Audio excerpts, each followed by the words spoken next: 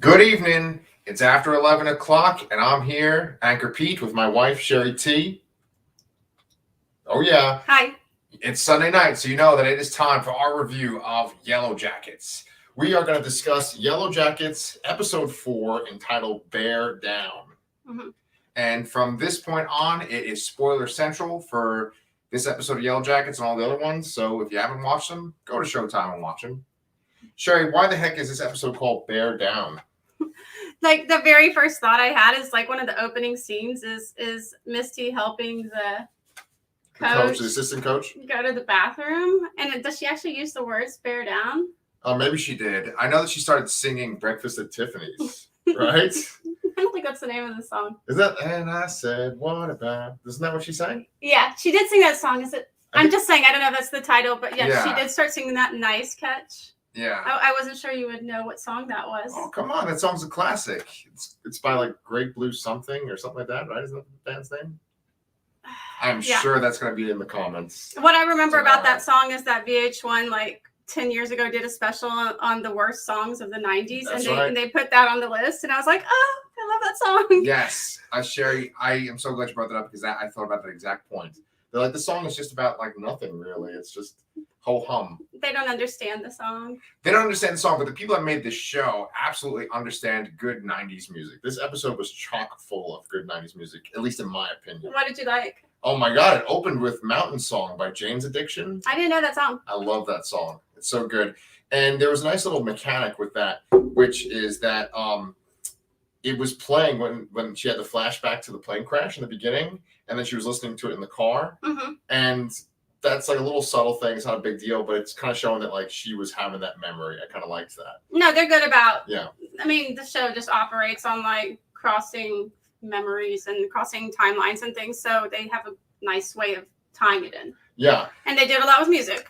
For this show, it is pretty good with it's just like Lost in the sense that like if the character's in the present, they're thinking about something, then they cut to the past, right? Mm-hmm. Whereas, do you remember The Stand? Like they would have flashbacks. I felt like it was pretty inconsistent as to like when they would jump around. I think this show does a pretty good job of, oh, okay, we're with Misty in the present. Now we're with Misty in the past. I think it does too. I never have any question about like what's going on. Yes. I mean.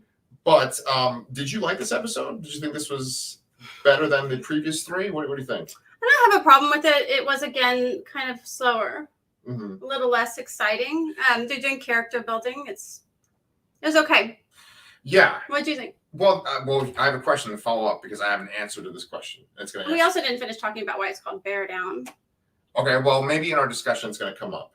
Okay. But here, I'm going to ask you a question, and I'm going to give you my answer. Okay? Mm-hmm. You ready? So, my question for you is, do you feel like you are like invested in these characters and you care about these characters? Yeah. Yeah. Yes, definitely. That's what gets us tuning in every week, right? Yes. So, I feel the same way.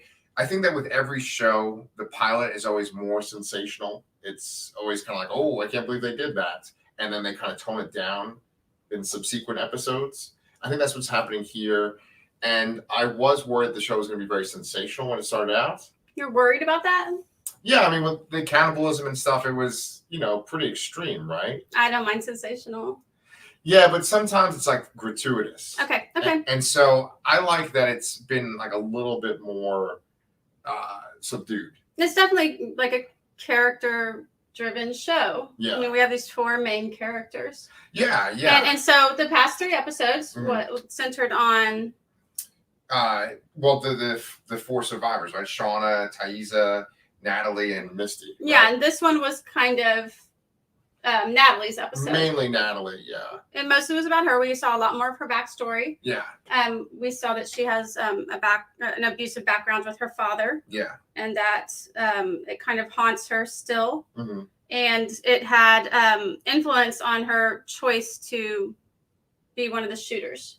Yeah. Apparently she had experience. Her father had taught her to use that gun and to shoot well. Mm-hmm. And even though she had bad memories associated with it, Travis was able to goad her into doing a good job. Yes. That was a great sequence. That was one of my favorite parts of the show so far, is that, they find this rifle and it's a test to see who's going to be the one that's going to use it. And I really like that test where they put the coin on You the have to have a barrel of the steady gun, hand. right? Yeah. And so people were kind of messing up. They were dropping the coin. Travis dropped the coin at first too, and she dropped the coin at first, and it's because of this trauma that she had with her father, Right. accidentally dying, right? Mm-hmm. And that was also a big. At first, I thought it was going to be she killed him. Right. Well, I mean, that was the big shocker in the beginning, right? Was half his head is just blown off, and we see it on the plane, right? Mm-hmm. And so at the very end, we find out that he like stumbled and shot himself in the head. Right. But she had tried to pull the trigger. She would have done it, Right. except the safety was on. Yes. So I think she bears the guilt. Oh yeah. Nonetheless, even though she didn't actually kill him. That gun wouldn't have been put into play if she hadn't gotten it, right? Mm-hmm. So yeah, he accidentally killed himself. I actually was not expecting that to happen. I thought that she was just going to shoot him. Me too. Yeah. But maybe we'll talk about that whole sequence a little later too. But anyway, what I was going to say was that her getting the gun and then her going off with Travis, I just really like that whole sequence. And with Travis and going to find his father's remains, I just thought that was really great. Because in the previous episode, his brother was chewing on that gum. He said that was the only thing he was going to remember his father by. So he seemed like a real asshole at the beginning of this episode, Travis. But then as the show went on, we see that he's maybe not that bad. I assume he's not going to be that bad because we know that grown-up Natalie, who's played by Juliette Lewis, has a relationship with him. Yes. A good relationship. They love each other, right? Yeah. So I knew that he wasn't just going to be an asshole. It was just a question of how's he going to show his soft side, right? And so, he shared some personal information with her about, his nickname, why he's called Flex. Yes. Which is sort of a funny reason, but it's via bullying. It's a very 90s reason, right? Because, you're a little bit older than me, so I don't know if you know all the kind of little urban legends and stuff of the 90s. But when Marilyn Manson first came out, do you know his story? No. So for Marilyn Manson, one of the urban legends or whatever was that he had one of his ribs removed so he could suck his own dick too. Oh, really? So yes, so that's kind of like a little reference to Marilyn Manson. I know something. Oh, well, please do. Which is that Ron Jeremy, a famous porn star, was supposed to be able to do that. Wow, this is really going in a certain direction tonight. Okay. So anyway, Travis doesn't really want to be associated with that sort of ability. He doesn't want to be in the same boat as Ron Jeremy or Marilyn Manson. I can kind of understand that. But anyway, it breaks the ice with them a little bit. He does reveal that to her. He mentions that he had a shitty father, and she's able to understand that, of course. Yeah. And because she helps him get the ring. In fact, she gets the ring for him. That's right. She's the one who does the dirty work. Cuts off the dad's finger. Yeah. So they're forever bonded, I think, after that. Yeah. It was really well done. And I think that Natalie is becoming probably my main character that I'm the most interested in. I certainly like young Natalie. I'm all on team young Natalie. Yeah. There's no reason to dislike young Natalie. I don't know about Juliette Lewis in the present. Yeah. Now she's manipulating her past friend who loves her, who she knows loves her. Yeah, Kevin. She's manipulating Kevin, going to dinner with him, giving him a little hope so that he'll do some digging into Travis's death. I guess the situation with Travis's death is important enough to her. Oh yeah. To kind of stoop to manipulating Kevin. Yeah, Kevin with a Y. That's how he spells his name. You've been wanting to say that. Like the whole time I was talking, I can tell. Yes. But I actually kind of felt bad for him because he admitted that he was truly in love with her. Of course you feel bad for him. He's a good guy. He was part of that whole sequence where the dad came in and was like abusive to her. The dad thought that they were maybe doing something together in her bedroom. Mm-hmm. And, that's just a horribly embarrassing situation. He was there for it. And I was pretty impressed with the fact that he could bust out a haiku and summarize his life with a haiku. Yeah. That was pretty impressive. I mean, he's probably worth dating. He seemed like it. And, when she kissed him at the end there, I got a little excited. And then that was some real... She just did that to kind of... Oh, yeah, to seal the deal. She's not into him. No, I know. But she's way into Travis. They have a deep, deep connection. Right. And it's not even probably like a choice. And Taissa touches on it on this episode when she's talking to that woman who is possibly going to fund her, but the woman wants information. Yeah. She wants dirt, basically, about what their life was like when they were on the plane crash. But Taissa tells her, you couldn't possibly understand without having been there and gone through it. Yeah. And I think that's the case with Natalie and Travis. Yeah, that's very well put. And I think that because of what Taissa went through in the whole situation with the crash, she was able to talk to that woman that way. I think that woman thought that she kind of had her under her thumb already, but it's like, no, you don't know who you're dealing with. We've done some crazy shit. We've seen some crazy shit. I mean, I don't know if I thought it was so impressive. It was more like that's such a touchy subject. She's willing to give up this woman who could sponsor her whole political campaign because she does not want to talk about it. I kind of was like, why don't you just give her some tidbits, lie or something, tell her some false things that might satisfy this woman, but she can't even talk about it. Yeah. So she's super sensitive about it. She seeing platters of meats really disturbed her in this episode. Some meat got in her mouth because she took a bite. Yeah. So we see that, they're passed with whatever the situation with the meat is. And you had a theory about this, right? Okay, I'll reveal my theory. It's ironic that we're leading up, because first of all, let me say one point real quick, and then I'm going to say my theory. This episode, I don't know if you noticed this, but multiple times there were strangers sort of asking, can you reveal something about yourself? That guy, what's the guy that's hitting on Sean? Adam. Well, he's not just hitting on her, right?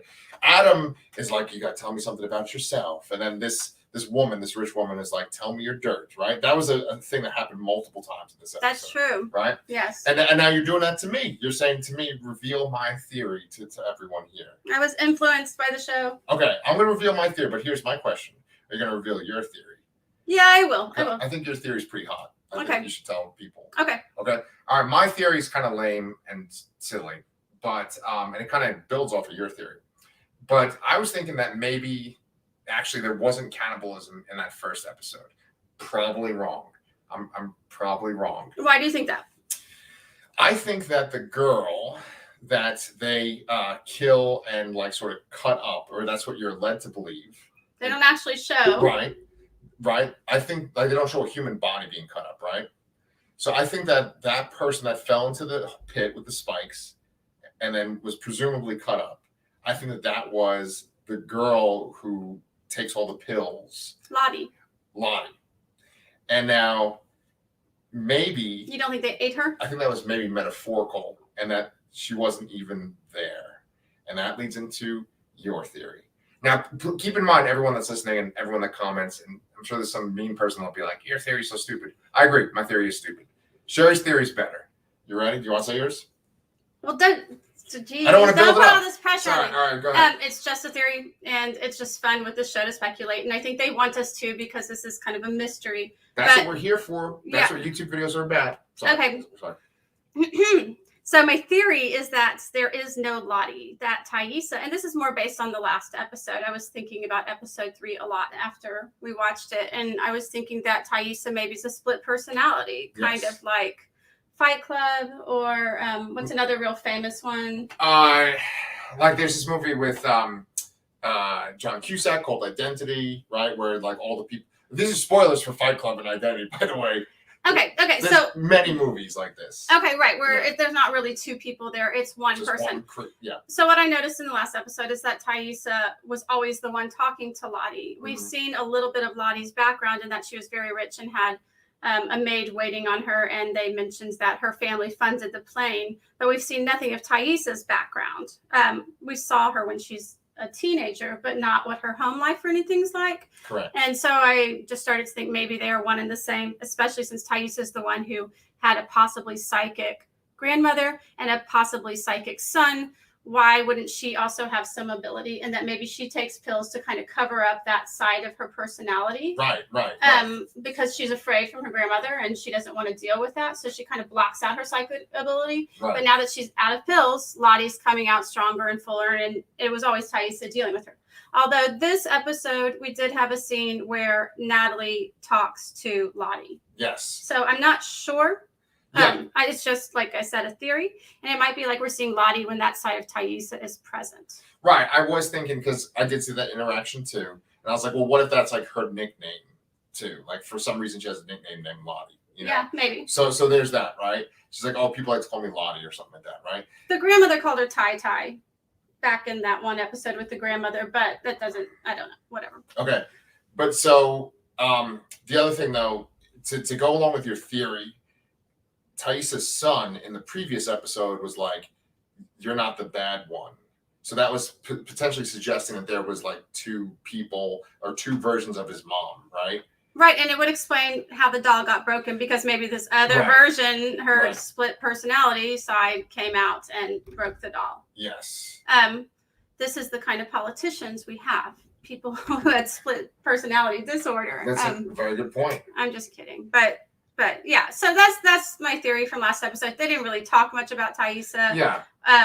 Or Lottie, I guess, this episode. I mean, we did have all that stuff with Taissa and the politics, and there was that weird scene with the son in the closet. Yeah. He was pretty creepy. That was creepy. Yeah. What was he doing in there? Just watching his mom's. Yeah, and they just took it in stride. They're like, oh, he's in the closet again. The creepy kid. Get him out of here. Yeah. But I don't know. Both our theories are probably wrong. But that's the fun about having shows like this, is that we can speculate. And it's good that this show is so rich with kind of interesting imagery and possibility. Right. Like one thing that the show is very exciting about, or one thing that I like about the show, is that they keep showing those symbols, and they could turn out to be nothing, or they could turn out to have a big impact. If we go back to Lottie, for instance, it keeps seeming like she's alluding to there being supernatural stuff. And I still kind of feel like there's not going to be anything supernatural in this show. Supernatural? Or she keeps saying something bad happens here. Yeah, but what I'm about to reference is there's that scene with the plane.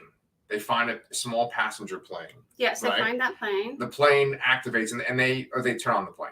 And they had sort of implied that the guy that lived in the cabin, that was his plane. They guessed that, right. Yeah. So the plane is on, and it's flying right towards Jackie. And then, like, some vines hold it in place, and they don't cut her down, right? She doesn't get cut down. Jackie almost gets killed. Right. I thought they were going to kill her that way. Oh, totally. Yeah. But Lottie then says it wouldn't let him leave, or they wouldn't let him leave, right? Like implying that the forest or like spirits or something. Yeah. And after Lottie says it, they show Taissa like, look. Yeah. You know, so to me, I mean, I don't know. I don't know. I think there might be. And you were saying too that on the like coming up next week sequence, it looked like the girls were maybe having like a seance. It does look like the final scene of the coming up next week. It does look like they're sitting on the floor in the old cabin that they've discovered with candles. Yeah. But we'll see. I mean, you have tons of free time. You know, why not? Especially if Lottie's sitting there saying there's something bad happens here. Yeah. Yeah, like once again, that could be nothing. It just could be that they have candles lit because that's the only. They were sitting in a circle. Okay, well, there's I that. rewound it. Yes. Just saying. Yeah. So with all this discussion back and forth, I was going to ask you, out of the four characters that we keep following, the four survivors, Shauna, Taissa, Natalie, Misty, right? Are there some that you kind of prefer, and are there any that you are like, oh, I'm not really as interested in this story as much? Or are they kind of keeping it consistently interesting? I think it's consistently interesting. I am a little less interested in Shauna and her affair. Yeah. I was kind of like, this. Right. I think it's because she's just having fun, and I'm kind of interested in the drama. I mean, that's why I'm watching this show. But they're probably letting her have all this fun and good time with Adam because it's going to be what we had talked about, some sort of setup. Right. You know, you have to like build it up, and she has to be happy and be having a good time with him, and then it has, because that'll be more shocking to her to find out, I think. Can I also mention a theory that one of our viewers had? Please. Cool. And I want to say our viewer was Melissa is her name, but she had a theory that I think is an interesting theory too, which is that Adam is actually the young boy who's on the Javi. Yes, I actually had that same thought tonight. She had that theory because they kind of have a scene together in this episode. She had this theory, I want to say, last week before they even had that scene. Yeah. But they have a scene together when they're young in this episode where she gives him something to write with, right? Yeah. It kind of backs it up. They have dark curly hair. My only thing about that theory is that wouldn't Shauna recognize him? Yeah, I actually thought that exact thing tonight too, because I was like, oh, look at this bonding scene. Maybe that's him. But it seems like every time that people from the plane run into each other in the present, they recognize each other. Even they know each other. They look very different. Yeah, right? yeah. There's that bond probably from living together for 19 months and knowing each other well. So that kind of like makes me think maybe not. I mean, maybe he was young enough then to have grown into a man and changed so much she wouldn't recognize him. Mm. But it's still another fun theory that's out there, you know? Yeah. I like that theory, and I agree with you that I wasn't really interested in her whole scene with Adam. I think you're right. They're just setting it up because he's going to reveal that he knows something or he's connected somehow. They did show her like having a few like Right. she's seeing Jackie. a That little was bit. cool. I like that. It was creepy. That made that a lot more interesting. Yeah, it made me wonder what's going on with that because we haven't Yeah. really seen her have that sort of like Yeah. haunting, you know, Yeah. from Jackie previously. So if I was going to answer like which story arcs I'm not that interested in, I'd pretty much line up with you. I kind of didn't really care about what was going on with Shawn in this episode. But I would say that with Misty kind of cracks me up. I love Misty. I think that Christina Ricci is doing a fantastic job. Like I don't usually picture Christina Ricci like this. And I just think that she's doing this great job as this kind of manipulative, kind of evil character, but is just like always smiling and seeming pleasant. I think she's great. Yeah, that's what's great about her as a villainess, right? Is Right. that she's got a smile on her face. She's got like little bunnies on her outfit, you know. Yeah. She's drinking a chocolate martini, you know, Yeah. she's like this little sweetie pie, but she's not. They have that scene where she like trips the coach The assistant coach as a kid, right? She's a kid, yeah. when she's a teenager, Yeah, right? yeah. That was so nasty. It was. When she did that, I was like, are you kidding me? He's got Yeah. one leg. It's Yeah. so mean. And That's I so- guess she did it because she has a crush on him. He's kind of not reciprocating. Right. So she's mad at him. It was that, and I think also the girls were like making jokes about her taking care of him too, right? And so I know, but why take that out on him? I don't know. She definitely seems like she wants their approval, their respect. Right, even in present day, right? Oh yeah, absolutely. She's calling up Shauna. She's stalking Yeah. Nat, right? Yeah. She followed her there, which we were talking about. How does she know where Natalie is when she's out at that restaurant with Kevin? I was thinking that maybe she just put some kind of like tracer on her car. You I know? just don't know why Natalie's not more concerned. I think, It's like they treat her like this pesky fly, like mosquito. They're like, go away, Yeah. don't bother me, but they don't take her very seriously. yeah. And I'm thinking maybe you should take her seriously. Oh, something's gonna happen. Something eventually is gonna happen.